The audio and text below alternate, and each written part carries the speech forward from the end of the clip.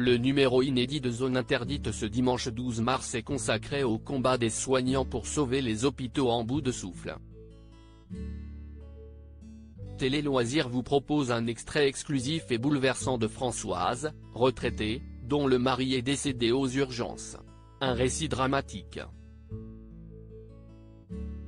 Après des numéros chocs sur la chirurgie esthétique ou sur la prise en charge des personnages âgés, le numéro inédit de Zone Interdite diffusé ce dimanche 12 mars sur M6 est consacré aux hôpitaux à bout de souffle. Les équipes de journalistes ont recueilli le témoignage de Françoise. Cette ancienne aide-soignante a perdu son mari. Et elle est persuadée que son époux Miguel, mort aux urgences, a été victime de la crise que traverse l'hôpital. En quête de réponse à ces questions, elle a décidé de porter plainte. Dans l'extrait exclusif que vous propose Télé Loisirs, elle raconte, bouleversée, les causes du décès de son être le plus cher. Zone Interdite, le mari de Françoise est mort 4 heures après son arrivée aux urgences. Décidée d'éclaircir les circonstances de la mort de son mari, Françoise a décidé de se confier à un avocat spécialisé dans les droits de la santé. Il avait passé une prise de sang la veille et notre médecin traitant nous avait conseillé qu'il aille à l'hôpital, commence-t-elle. Miguel souffrait d'insuffisance cardiaque.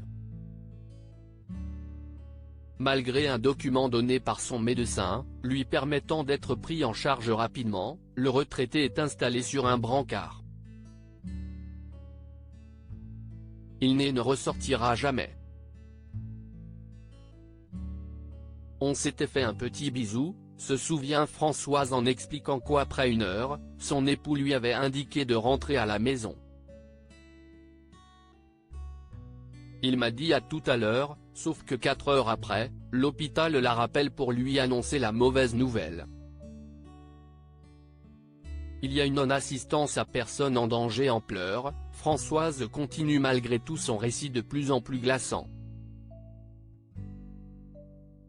Pour que son avocat ait tous les détails possibles afin de préparer sa défense, elle raconte que dans le rapport d'hospitalisation est inscrit que son mari n'a pas été pris en charge.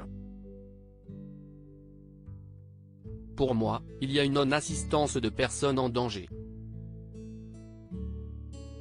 On n'a pas évalué son état quand il est arrivé.